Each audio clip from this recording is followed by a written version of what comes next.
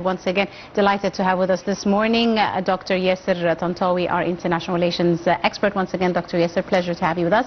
Now, Dr. Yasser, of course, how do you see over the last few years Egypt changing its relationship with African countries? How has Egypt succeeded in re-strengthening its ties, its political and economic presence inside the African continent?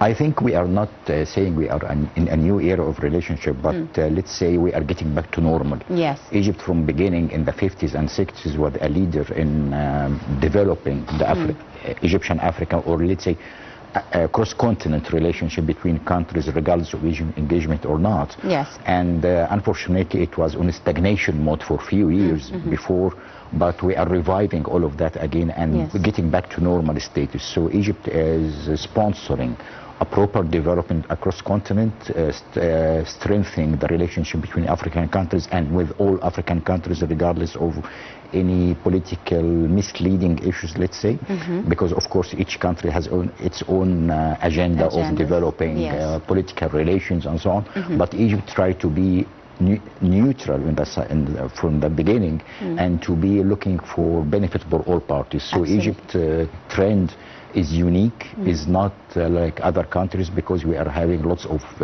let's say competition in the arena. We are having competition coming from Turkey, from China, from even Russia, Ukraine, US, UK, France and so on. Yes. But our let's say point of power coming from, we are developing for the benefit of both parties, not only to capture some resources or to destabilize the regions or something like that.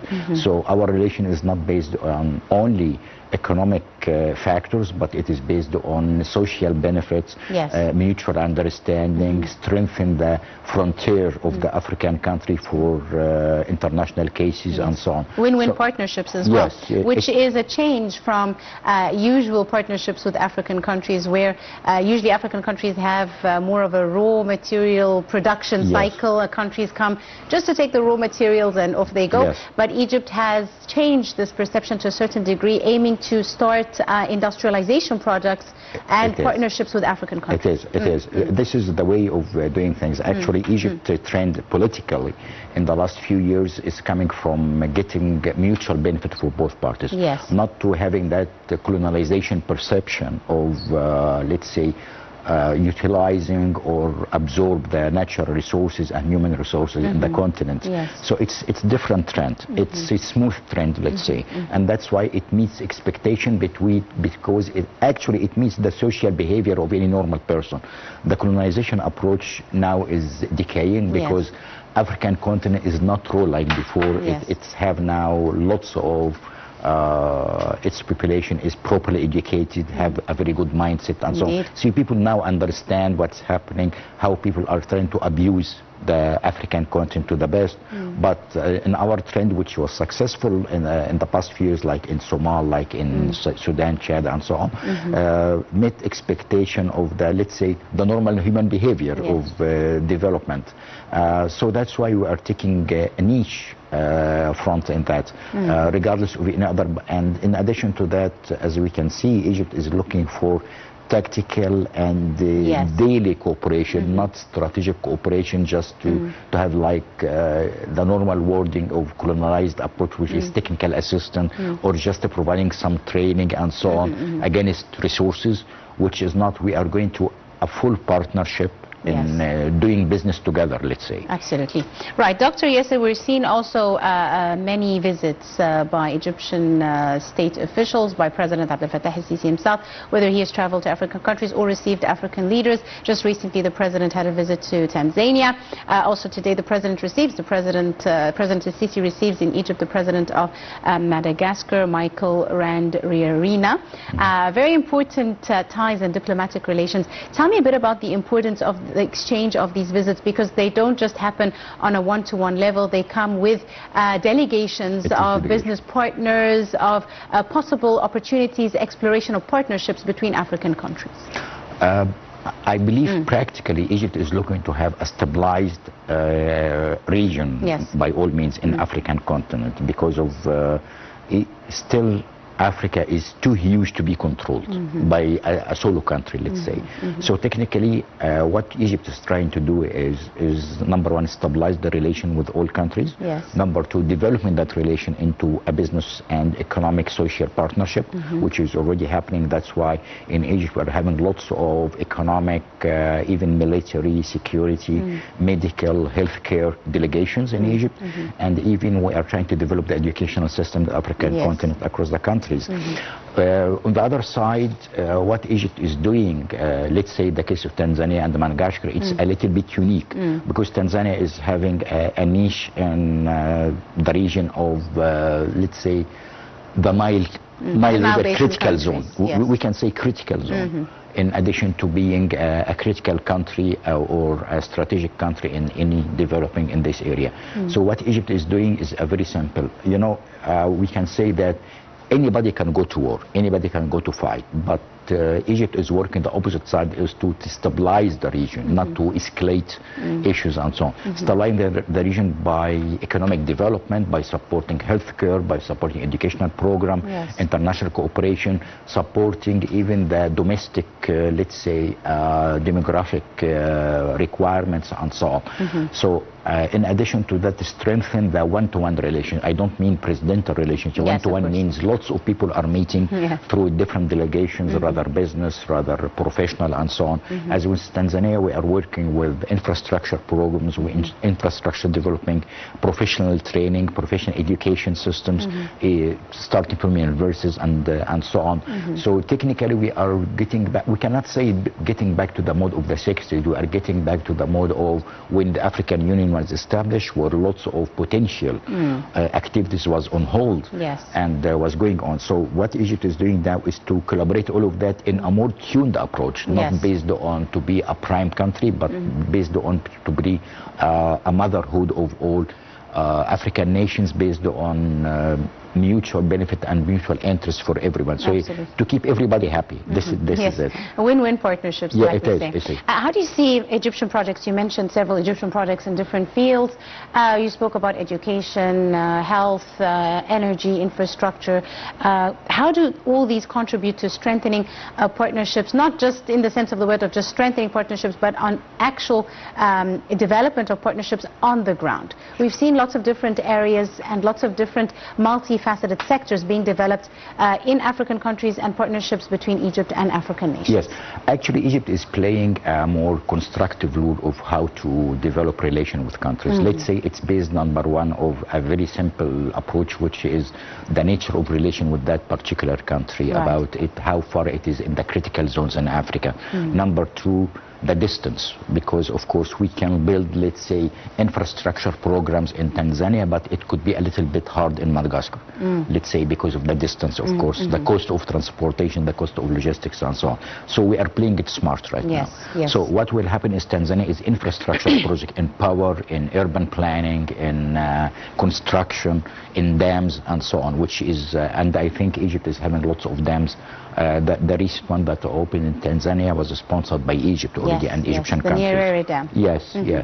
And actually in Madagascar it's a different way, because it's still an island, it's far away, and the Madagascar have its unique environment actually. So we're doing it in a different way, like healthcare support, like remote, what we call it, remote medical care, and having our professionals. Tourism as well. Tourism, we can say that, but I think Egypt is, with Madagascar, is developing a very unique case, which is professional experts engagement there in healthcare, in communication, in security, and actually across the continent we are developing more about cyber security and so on, because we have we cannot say rumor, we have an international trend, but most of colonized European countries, let's be very specific, that African countries is famous of scams. So technically, which is not the case actually. If we calculate it passively, it will not, it will vary. But what happens is we are developing cybersecurity capacity and capabilities, telecom infrastructures, expert-based panels and so on, to communicate knowledge and transfer knowledge, because people engagement is more fruitful than only political engagement. Absolutely. So once people start to know each other, we are reaching a more confidence level of satisfaction of that political relation is growing up, economic relation ties are growing up, and we are creating relation that will last for years, not because of have one It's also opinion. a trust building exercise. It's really confidence. It's not it's confidence. That means we are satisfied that both countries will not do something that will cause any damage or misleading issue with the other countries. So we will have a more satisfied confidence in that level, which is a very proper way of developing the relationship. Indeed, indeed, Dr. Yasser. Now, let's talk a bit about the economic side of the relationship. What is the size of Egyptian investments in African countries, the presence of Egyptian investments in African markets, and what are the main sectors, in your opinion, that attract investors from African countries to Egypt and vice versa? Depends. Actually, we cannot say exact numbers because it's variable every day, but let's say, as we said, it depends on the zone where that country is located and how far we can manage the logistics and other issues. We need to understand that. So technically with nearby countries like in Chad, like in Congo, like in Tanzania and so on, we are working very hard in infrastructure projects, especially urban planning, especially water resource management, which is very crucial, especially Egypt is having a vast experience and expertise in that domain in particular. We are working in telecom industries, we are working in construction companies. So that could be the high potential. Then we are having commodity exchange, like we are having very good textile industries, while Africa is having very good natural resources, so everybody will be winning that. So practically I think the next wave of economic development will be opening some factories and industrial facilities, because until now we don't have much industrial facilities. There might be some in Uganda and so on, some factories of meat processing, cheese processing and so on, but we still developing the area of industrialization, because as we know, in the industrialization is a little bit hard and the strong part to get engaged. On the other side, there are a very interesting part which we can theoretically say anybody can do is individual business, which is the expert panels, the expertise who could get engaged in solo or one-to-one business in that region. This is a very high potential, because let's say in healthcare, in telecom, in software development, and cybersecurity, and normal, let's say, consultation and expertise services. We are having very good experience, because as we know, Egypt is very good in, we are dealing with 3 different languages, is Arabic, French, and English. So technically all of the other African countries are dealing with one of both somehow. Maybe there are some odds like other native language coming from Portuguese and Spanish and so on, but it is very rare case. It's very rare case. So we are having a unique, we cannot say infrastructure, and a unique membrane that we can properly utilize to develop that relationship. And I think it's going well that way. Indeed. Let's move a bit to the role that can be played by the Egyptian private sector in this regard, the greater role in supporting the state's move and the state's drive and orientation towards enhancing economic partnerships with the African continent. No, it's going well. Actually, Egypt is presented across the nations from a long time. We are in Sudan for 10 years. Actually, even in Mali, in Chad and so on, there are some in Uganda, in Congo and so on. We are already presented there, like Hassan Allam, Arab contractor. In addition to private businessmen, maybe we don't have the media cover for that, but it is there somehow. Maybe it needs some encouragement, maybe it needs some further development, maybe it might need some more incentives, but let's say cross-country incentives, not coming from only one part. So we need to have more focus on that, in that trend. In addition, maybe we are missing some sort of communicating to the common base of businessmen in Egypt or in African countries, the opportunities that we can communicate with and how to develop the relationship. But there is a huge individual and organizational effort which is done in that way. Maybe it's under development because such issues takes years. It takes maybe tens of years to be developed. No one can develop an economic relationship in a few days or a year or two. It takes years to be developed until we have a consistent and accountable base we can start with. So technically, we are moving ahead on that.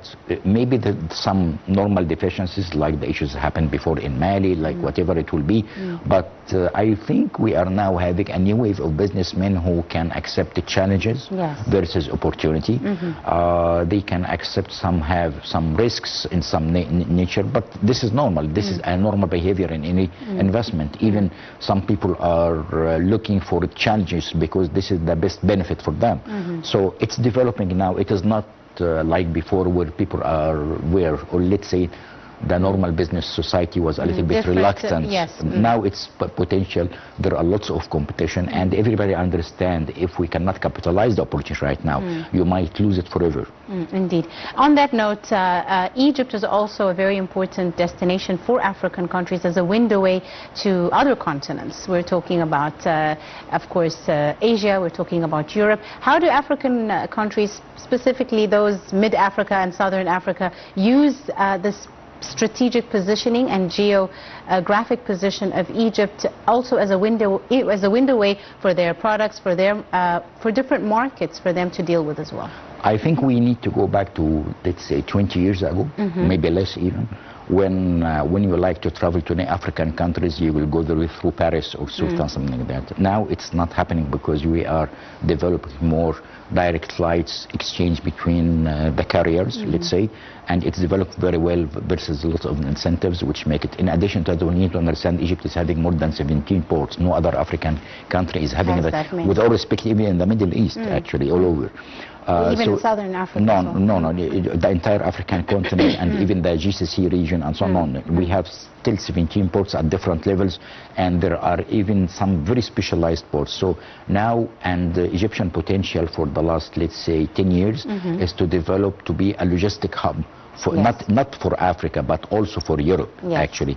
And we are having the economic zone by Suez Canal and lots of free zone areas and so on. So practically, it's becoming a hub not for African countries, but also for Korean investment, for Russian investment, for European investment, and looking forward to the US investment and so on in that arena, which is developing hard. So technically, it's reduced the cost of logistics, it reduced the cost of transportation. All of that is getting, in addition to that, we have 1 million kilometers actually with a population of 120 million let's say, citizens. So all of that creates lots of diversification in, let's say, absorbing and digesting the entire nations across Africa. Especially, we used to have African, let's say, citizens living in Egypt since the 60s and 50s and so we are getting used to that. We are dealing with that already. So we are, let's say, we are already a logistic and business hub by nature. Not even articulated. What we did is in the last 10 years is we highlighted that value and we make it happen.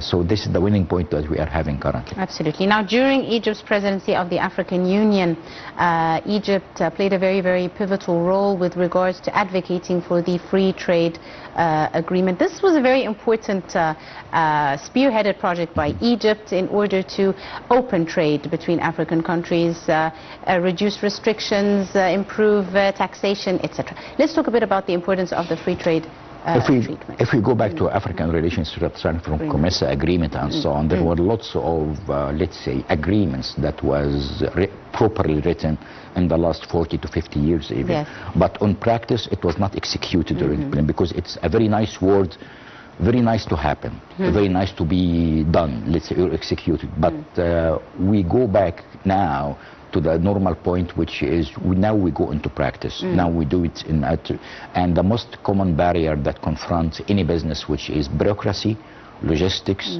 regulations, and so on. So open trade, free zones, and so on is the only way to have benefit, because not looking for just a certain amount of money coming from customs and tariffs while losing the business itself. So now we are developing a mutual protocols in which we could facilitate that business all over, in which we could enable to be like a business enabler for that. And this is the common trend that Egypt is doing now, is to try to reduce the bureaucracy across continent, trying to reduce the requirements for, let's say, registration, approvals, and so on, and try to strengthen the value of having direct trade partnership or bilateral trade through commodity exchange. So technically, we might not having money to a certain extent to be dealt with, but we are having commodities exchange, which is a very important rule in doing business, especially which is a type of theoretically e-currency, let's say.